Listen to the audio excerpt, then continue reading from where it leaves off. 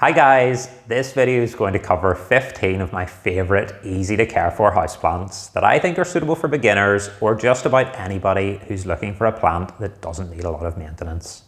I've chosen these plants because they're widely available, they're not very expensive, they're easy to care for, but they're also interesting and beautiful.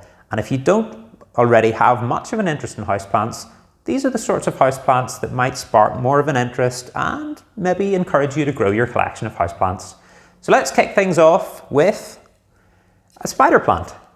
Anywhere you see houseplants being sold, you're likely to find spider plants. They're really common, and they're common because they look great and they're easy to care for. They don't need a lot of water, they don't need a lot of light, and they don't have an awful lot of problems associated with caring for them. All you want to watch out for is don't overwater it. As long as you do this, your spider plant will do rightly. It'll thrive for years. This is quite a compact cultivar, but quite a lot of them will have quite long leaves that will spill out of the pot, and they look great in hanging baskets or even just on in a pot like this.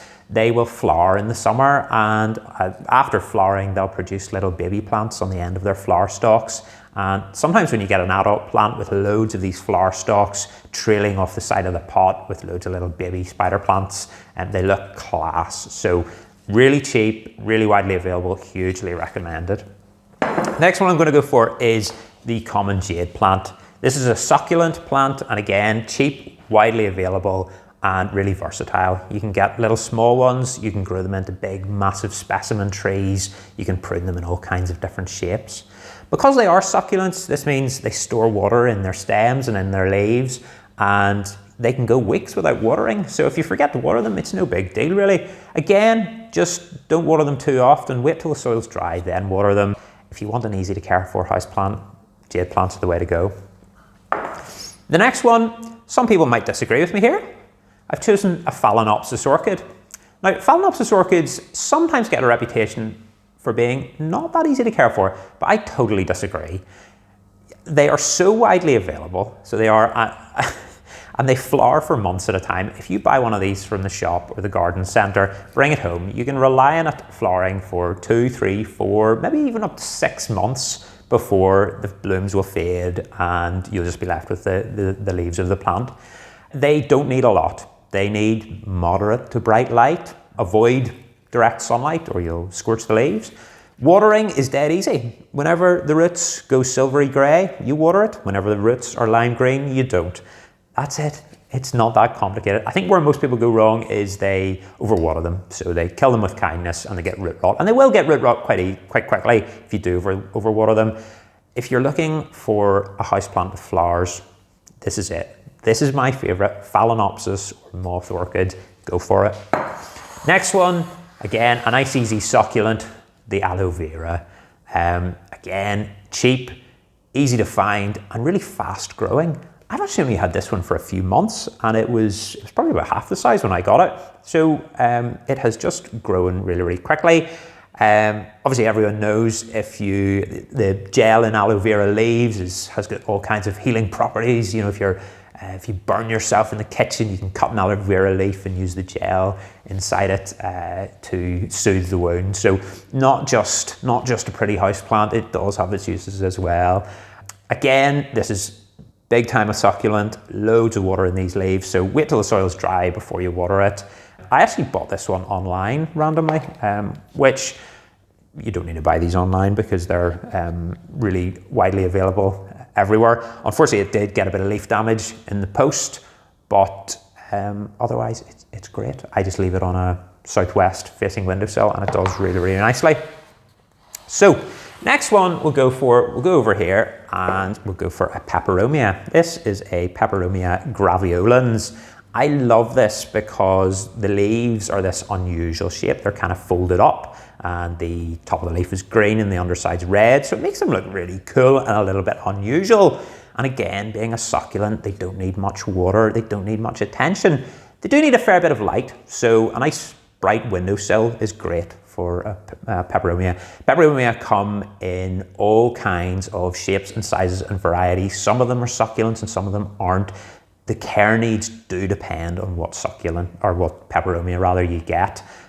But if you do see this one, Peperomia graveolens, it's quite distinctive. Pick it up. Again, I got this for very cheap. So next one we'll go for is this one here. This is Pilea peperomioides, or the UFO plant, or the pancake plant, or the Chinese money plant, or the pass it on plant, or the friendship plant, or any one of about another 20 names that it commonly goes by. If you were looking for this plant 5 or 10 years ago, it might have been pretty pricey. You might have struggled to get a hold of it. It's now pretty widely available. It grows fast. It can be propagated really easily, which I'm going to cover in another video. And it's just a really cool plant with these big round leaves on the stalks. If you see it, definitely pick it up. Doesn't need a lot of care. They pretty much look after themselves. So the next one we'll go for is Fittonia, or the nerve plant. I love this because of the leaves. The patterning on the leaves is spectacular, really delicate veining on the leaves. They come in all kinds of colors. Usually the leaves are green, but the veins can be white, pink, red, or various kinds of hues. And the big thing with these is if you let them dry out, they will wilt spectacularly, and you'll think it's died.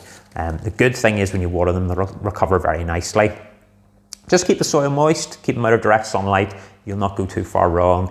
I seem to see them everywhere these days, not just in garden shops or garden centres. I see them in supermarkets, so you shouldn't have trouble getting hold of it.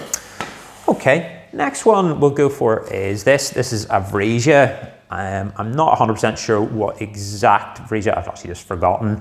I got this really cheaply from a DIY store that I happen to be in. I love this because it's got these interesting flowers, or they're not true flowers, but it's a nice bit of colour in your house. These will last for several months. But yeah, you'll see these everywhere, and they come in, there's various sort of shapes and sizes of colours of the wee flowers, and they're very, very nice indeed. The next one we'll go for is this here. This is a Begonia Rex. Again, another really common house plant that's very inexpensive. It comes in a massive variety of leaf shapes and patterns and colours. I did a video recently on how to care for these, and really they're not very difficult. Just water them once the top inch or so of the soil dries out, and keep them in bright light. I've had this one for about 3 years. It cost maybe about £5 when it was new. It's definitely been good value for money. So a really lovely house plant, for anybody who's looking for something easy. Next one we'll go for is this here. This is a Madagascar dragon tree. This is quite a small specimen. The technical name for this is a Dracaena marginata. It's got these lovely red edges to the leaves, and again, it's got succulent properties, so it doesn't need a lot of water. You're better leaving the soil to dry out. It'll cope with low light, although it does better in bright light. Big specimens can be quite expensive, but small ones like this are pretty cheap. If you do see this, it's lovely. There can be quite a statement piece actually in a room if you do get a larger specimen, so look out for that. Next one is hugely common, peace lily. This is again quite a small one. Peace lilies, they must be some of the most common houseplants around. I can certainly see why. They've got these lovely large deep green leaves, and the spathes that they produce, as long as they give them enough light, they'll produce lots of flowers, and they'll keep flowering for months on end, sometimes almost all year round. They'll keep flowering, which is great. They do wilt again spectacularly if they're underwatered, but will recover very, very nicely. A lovely houseplant for beginners. Not an awful lot of problems, to be honest with them. Again, overwatering is the main one, so that's the thing to look out for. Okay, we have a few left to go through. This here is an umbrella tree, or a Schefflera arboricola. These again are lovely because they've got these sort of fan-shaped, umbrella-shaped collections of leaves. They do like quite bright light, so if you don't give them enough light, they'll become quite leggy and sparse. But otherwise, they're popular for a reason, and that's because they just sort of look after themselves. So don't be scared about getting one of these and it you know, dying, because you'd have to try pretty hard to kill this one. Okay, next we have the snake plant. I must say I love snake plants because there's nothing quite like them with these upright, succulent leaves, these sword-shaped leaves. They come in a variety of sizes and shapes and colours and patterns of the leaves. They're very much a succulent, so I mean, I probably water this once a month during the summer and maybe leave it 6 weeks or more, you know, through the winter. It is very, very easy to care for, and really, if you want a plant that you could quite happily go on holiday for a month and not worry about, the snake plant's it's a great option. Okay, the next one we've got is this big one here. This is a pothos, or an Epipremnum aureum.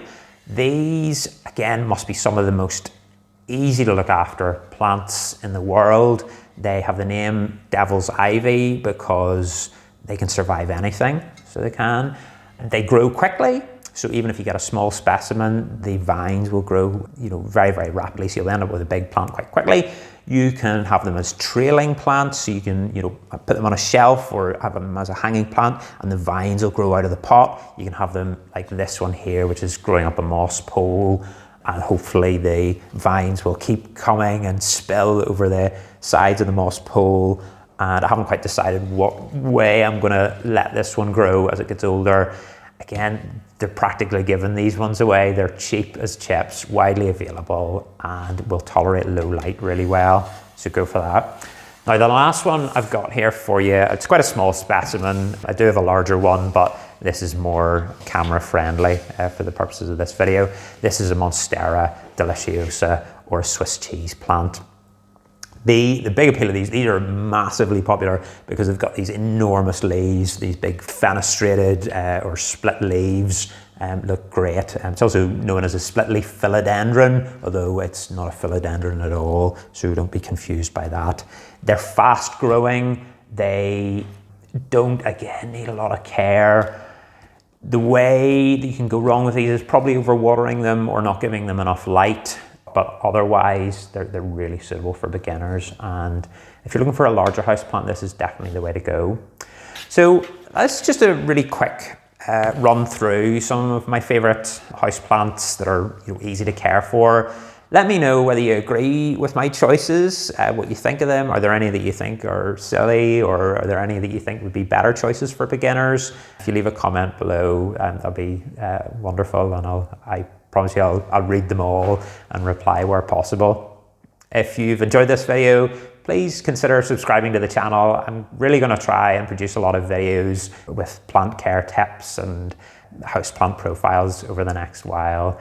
So we can all learn a little bit more about houseplant care together. Thanks very much, guys. All the best. Bye.